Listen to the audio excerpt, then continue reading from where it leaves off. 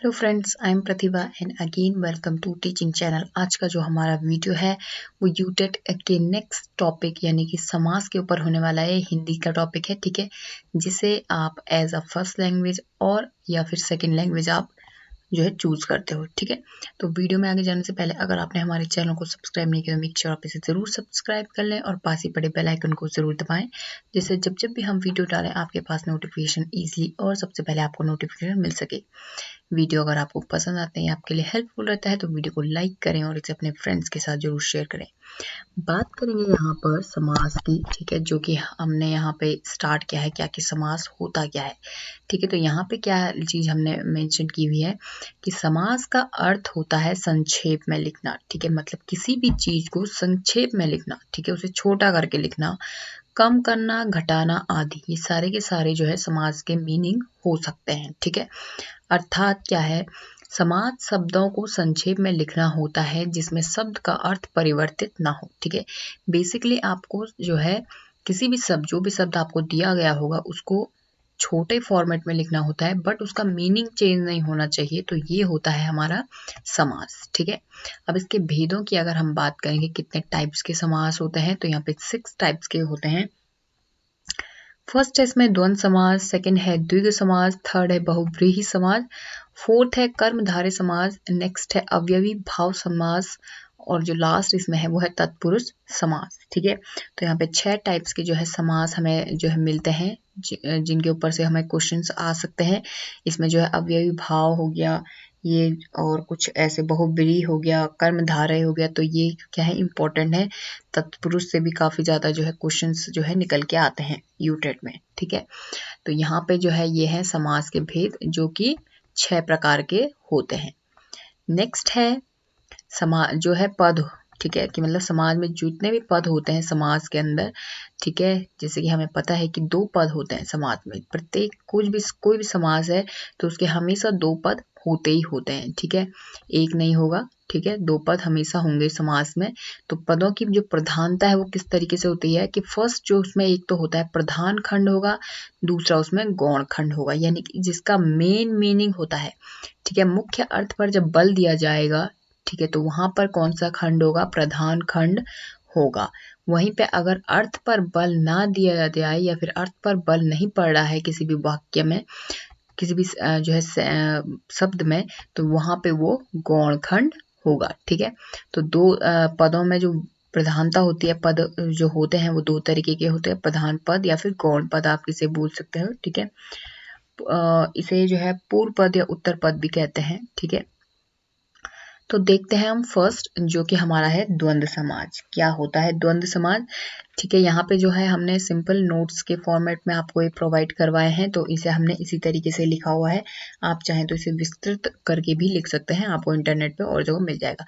But अगर आप notes के लिए देख रहे हैं तो यहाँ पे आपको हम प्रॉपर नोट्स के फॉर्मेट में हम आपको यहाँ पर देते हैं, ठीक है।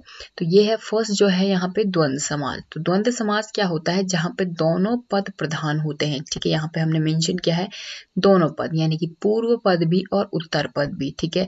दोनों के दोनों पद जो कि क्या होते हैं, प्रधान होते हैं, ठीक है। जो मेन अर्थ पड़ रहा है, अर्थ पर बल दिया जा रहा है वो भी प्रधान होगा, और जिस पर बल नहीं दिया जा रहा है वो भी प्रधान होगा। उदाहरण क्या यहाँ पर है, एग्जाम्पल भाई बहन, ठीक है। भाई बहन मतलब यहाँ पे जहाँ पे भी आपको डैश दिखा हुआ दिखे, ठीक है, इस तरीके से 2 शब्दों के बीच में आपको डैश मिले, तो वहां पे आप समझ लीजिए कि द्वंद्व समास होगा, ठीक है। जैसे हम बोल सकते हैं भाई बहन को भाई और बहन, ठीक है। तो यहाँ पे दोनों ही शब्दों को प्रधानता दी जा रही है कि भाई भी और बहन भी, ठीक है, भाई और बहन, तो इसलिए यहाँ पर क्या है द्वंद्व समास होगा। वहीं पे कहीं कहीं इस तरीके से भी वाक्य आपको मिल सकता है, इस तरीके से भी कोई शब्द आपको मिल सकता है, धर्माधर्म, ठीक है, मतलब धर्म धन अधर्म, तो बात वही हो गई, धर्म भी और अधर्म भी, ठीक है। दोनों के बीच में क्या है, प्लस का साइन है, तो यहाँ पे दोनों को ही प्रायोरिटी मिल रही है, ठीक, इसलिए दोनों के दोनों क्या है, प्रधान है।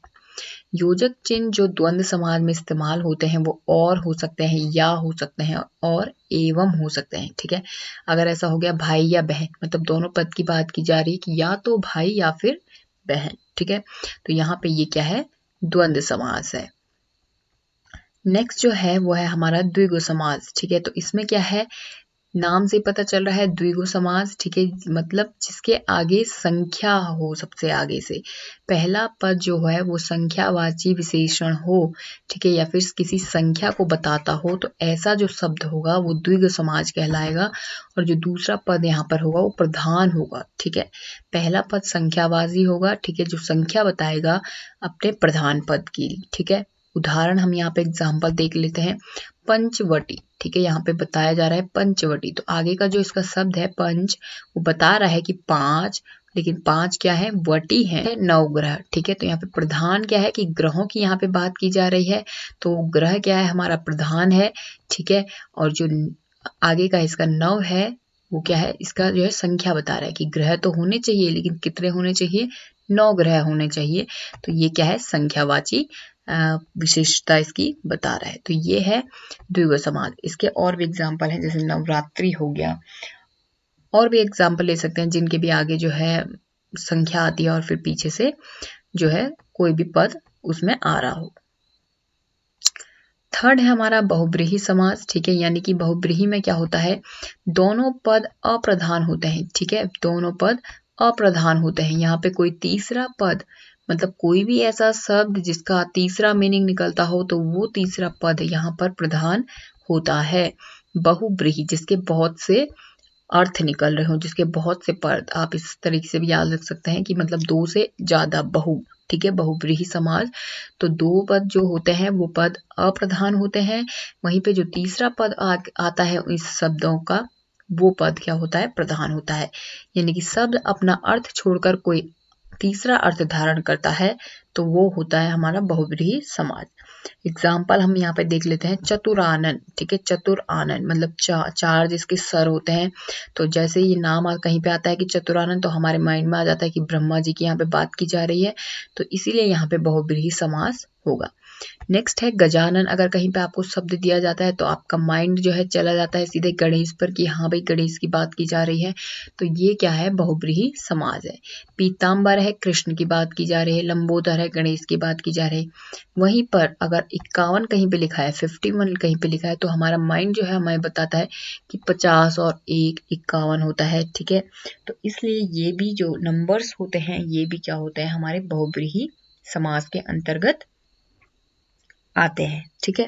तो ये थर्ड जो हमारा है वो है बहुब्रीहि समास। नेक्स्ट देखिए, अगर हम, ये हमारा थर्ड वाला था बहुब्रीहि समास। नेक्स्ट है हमारा कर्मधारय समास, ठीक है। तो कर्मधारय समास में क्या होता है कि एक पद विशेषण, ठीक है, मतलब विशेषता बता रहा है, संज्ञा व सर्वनाम की विशेषता बता रहा है कि जो एक पद इसमें होगा वो विशेषण होगा और दूसरा पद इसमें विशेष्य होगा, ठीक है। पूर्व पद यहाँ पर अप्रधान होता है और उत्तर पद जो होता है वो यहाँ पर प्रधान होता है, ठीक है। एग्जाम्पल यहाँ पे देख लेंगे, महादेव, ठीक है। सेकंड है नीलम पीताम्बर, नीलकमल, नीलगाय, ठीक है। तो यहाँ पर क्या है, प्रधान पूर्व पद जो है वो अप्रधान होगा, उत्तर पद यहाँ पे जो है प्रधान होगा, ठीक है। गाय तो है, गाय की बात की जा रही है, लेकिन नील गाय की बात की जा रही है। कमल का फूल तो है, लेकिन नील कमल का फूल, नील कमल का फूल की बात की जा रही है। पीताम्बर, अंबर की बात तो की जा रही है, लेकिन पीताम्बर मतलब पीला वस्त्र जो है जब होता है तो उसकी वहां पर बात की गई है, ठीक है। तो देवताओं की यहाँ पे बात की जा रही है, लेकिन उसमें जो महादेव हैं उनकी यहाँ पर बात की जा रही है। तो यहाँ पे कर्मधारय मतलब कोई विशेषता वो बता रहा है उस पर्सन की, कोई भी संज्ञा या फिर सर्वनाम जिस भी किसी की भी बात की गई हो, तो उस पर्सन की जो वो विशेषता बता रहा है, तो वहां पे होता है कर्मधारय समास, ठीक है। ये था हमारा 4th नंबर का। नेक्स्ट है हमारा 5th नंबर का जो समास है वो है अव्ययी भाव समास। इसमें क्या होता है कि जो पहला पद है वो अव्ययवाची होता है। अव्ययवाची मतलब जहां पर उस शब्द का प्रयोग आप बहुत सारे अदर शब्द के साथ कर सकते हो, अन्य शब्दों के साथ आप कर सकते हो। जैसे हो गया यथा, ठीक है, तो आप यहाँ पे यथाशक्ति भी बोल सकते हो, यथा धर्म भी बोल सकते हो, यथा कर्म भी बोल सकते हो, ठीक है। तो पहला जो पद है वो अव्ययवाची होता है, ठीक है। एग्जाम्पल मतलब आप उस पद को बहुत सारी चीजों के साथ इस्तेमाल कर सकते हो। नेक्स्ट जैसे प्रति हो गया, तो प्रतिदिन हो सकता है, प्रतिवर्ष हो सकता है, प्रतिकार हो सकता है। और एक इस तरीके से भी आता है कि अगर 2 सेम शब्दों के बीच में जो है स्पेस डैश लगा है, तो वो भी अव्ययी भाव के समास होंगे, जैसे कभी कभी, धीरे धीरे आदि, ये सारे के सारे क्या कहलाते हैं, हमारे अव्ययी भाव समास कहलाते हैं। ठीक है, यहीं पे जो हमारा फर्स्ट हमने पढ़ा था समास, वो हमारा द्वंद्व समास था। उसमें भी डैश लगा हुआ था, लेकिन वहां पे दोनों शब्द जो थे वो डिफरेंट थे। ठीक है, दोनों के बीच में और या फिर एवं से हम उनको जोड़ सकते थे, उन चिन्हों का हम प्रयोग कर सकते थे। बट यहाँ पे जो है सेम शब्द हैं और उनके बीच में डैश लगा है, जैसे कभी कभी, धीरे धीरे, है ना। तो इस तरीके से जो है बहुत बहुत बहुत कुछ इस तरीके से भी हो सकता है। तो इस तरीके से जो भी सेम शब्दों के बीच में डैश लगा है, तो वहां पर क्या है, अवयवी भाव समास हमारा होगा। नेक्स्ट है जो हमारा लास्ट यहाँ पे समास है 6 नंबर का, वो है हमारा तत्पुरुष समास। ठीक है, तो तत्पुरुष के अंदर जो है काफी बड़ा जो है इसकी फैमिली आ जाती है कि इसमें क्या है कि उत्तर पद प्रधान होता है तथा संपूर्ण कारक परिवार के चिन्हों का यहाँ पे प्रयोग किया जाता है। कारक, अगर जिसने अभी तक हमारा वीडियो नहीं देखा है तो हमारे जो है यूटेट की जो हमारी प्लेलिस्ट है उसमें जाकर के चेक कर सकते हैं। हमने कारक के ऊपर एक प्रॉपर वीडियो बनाया हुआ है। तो कारक परिवार यानी कि कर्ता ने कर्म को, तो जितने भी सारे चिन्हों का यहाँ पे कर्ता ने कर्म को करण से के द्वारा इस तरीके से जितने भी चिन्हों का यहाँ पर प्रयोग किया जाता है, ठीक है, पूरी कारक फैमिली में, उनका जब हम प्रयोग करते हैं किसी भी शब्द के ऊपर, उनके अर्थ जब हम निकालते हैं तो उनके ऊपर अगर इनमें से कोई भी आ रहा हो, ने, का, के लिए, के द्वारा, से, है ना, तो अरे हे, इस तरीके से जो भी आ रहा हो, जो भी शब्द हम यूज कर रहे हैं उनके बीच में, तो वो होती है हमारी कारक फैमिली। तो तत्पुरुष समास का काफी बड़ा फैमिली, काफी बड़ी फैमिली है। यहाँ पे संपूर्ण कारक परिवार के जितने भी चिन्ह हैं उनका प्रयोग किया जाता है। एग्जाम्पल हम यहाँ पे देखेंगे, अगर हमें दिया गया है राजपुत्र, तो हम क्या बोलेंगे कि राजा का पुत्र, ठीक है, राजपुत्र कहलाता है। तो का कर्ता ने करण को, है ना, इस तरीके से जो है का जो वर्ड है, जो शब्द का है, वो कारक फैमिली से आता है। ऐसे है रोग से ग्रस्त, ठीक है, रोगग्रस्त अगर हम बोलेंगे तो रोग से ग्रस्त, ठीक है। घुड़सवार, घोड़े पर सवार, तो ये सारे के सारे जो मैं, पर, का, के लिए, के द्वारा, अरे हे, ठीक है, से जो भी चिन्ह है जिनका हम यूज करते हैं, तो यहाँ पर जो है तत्पुरुष समास के अंदर बात करेंगे जो हमारे इंपॉर्टेंट क्वेश्चंस हमने यहाँ पर लिए हैं, ठीक है, जो कि यूटेट में पूछे गए हैं प्रीवियस ईयर में। ठीक है, तो यहाँ पर उसके ऊपर हम बात करेंगे कि कौन कौन से किस तरीके से क्वेश्चन जो है पूछे जा सकते हैं एग्जाम में।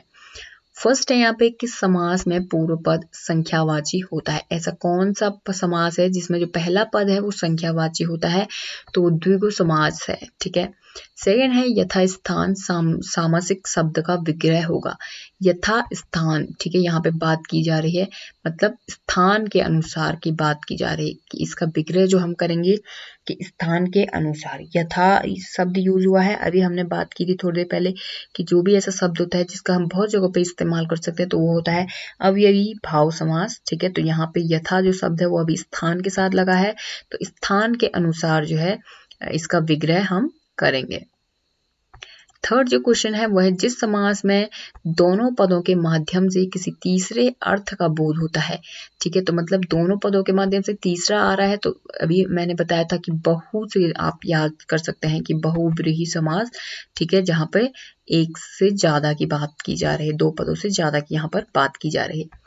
नेक्स्ट क्वेश्चन है सप्तद्वीप सामसिक पद का विग्रह होगा। ठीक है, सप्तद्वीप 7 द्वीपों का समूह। ठीक है, इसकी यहाँ पर बात की जा रही है कि जब हम विग्रह करेंगे इसे तो 7 द्वीपों का समूह बोला जाएगा इसे। नेक्स्ट क्वेश्चन हमारा है विद्यालय का विग्रह होगा। विद्या के लिए आलय, ठीक है, विद्या के लिए, तो के लिए जो है वो तत्पुरुष फैमिली से आ रहा है, तो यहाँ पे कारक परिवार से आ रहा है, तो यहाँ पे ये क्या होगा, तत्पुरुष समास होगा। और जो नेक्स्ट है यहाँ पर कुछ हमने क्वेश्चंस लिए हैं। राजपुत्र अगर आपको एग्जाम में आता है तो वहां पे आप लगाएंगे राजा का पुत्र, यानी कि ये क्या है, का यहाँ पे इस्तेमाल हो रहा है, कारक फैमिली का है, तत्पुरुष इसमें समास होगा। सेकंड है त्रिलोक, तीनों लोगों का समूह। ठीक है, लोक की बात तो की जा रही है, लेकिन किस लोग, कितने लोगों की, 3 लोगों की, त्रिलोकों की, तो यहाँ पे जो है संख्या बता रहा है, तो यहाँ पे होगा द्विगु समास। नेक्स्ट है अठन्नी, ठीक है, नाम से ही पता चल रहा है अठन्नी, 8 आनों की यहाँ पर बात की जा रही है, तो ये भी होगा द्विगु समास। नेक्स्ट है पाप पुण्य। ठीक है, अब पाप डैश पुण्य, दोनों शब्द जो है यहाँ पे अलग अलग है, ठीक है, पाप अलग है, पुण्य अलग है। इसके बीच में हम और भी लगा सकते हैं, या भी लगा सकते हैं, एवं भी लगा सकते हैं। तो पाप और पुण्य या पाप या पुण्य जो भी है, तो यहाँ पे जो समास होगा वो द्वंद्व समास होगा। नेक्स्ट है खरा खोटा, ठीक है, अभी भी दोनों शब्द जो है डिफरेंट हैं, या अरे एवं में से कुछ भी लगा सकते हैं जिस हिसाब से आपको पूछा जा रहा हो। तो यहाँ पे क्या होगा, द्वंद्व समास। नेक्स्ट है दही बड़ा, ठीक है, अब क्या है ये दही बड़ा, इसकी विशेषता बताई जा रही है कि दही में डूबा हुआ, ठीक है, ऐसा बड़ा जो दही में डूबा है। तो यहाँ पे क्या है, कर्मधारय समास है। चरण कमल, अब विशेषता बताई जा रही है कि कमल के समान चरण वाली है ना, बोलते हैं श्री राम जी के चरण कमल के समान है। तो यहाँ पे क्या है, चरण कमल, ठीक है, चरण कमल की यहाँ पे बात की जा रही है कि कमल के समान जिसके चरण है, ठीक है, तो विशेषता बताई जा रही है, कर्मधारय समास होगा। नेक्स्ट है त्रिनेत्र, तीन नेत्र हैं जिसके, तो जैसे भगवान शिव हैं तो बहुब्रीहि समास यहाँ पे होगा, ठीक है, हमारा माइंड जो है त्रिनेत्र जैसे बोला तो हमारे माइंड में आ गया भगवान शिव, तो यहाँ पे बहुब्रीहि समास है, तीसरा अर्थ इसका निकल रहा है। श्वेतांबर, सरस्वती की यहाँ पर बात की जा रही है जिन्होंने श्वेत पहने रहते हैं, श्वेत कपड़े, तो ये भी बहुब्रीहि समास हमारा होगा। तो आई होप गाइज कि आपको हमारा ये वीडियो पसंद आया होगा। अगर आपको हमारा ये वीडियो पसंद आया तो वीडियो को लाइक करें, शेयर करें, चैनल को जरूर सब्सक्राइब करते रहें। Thank you so much.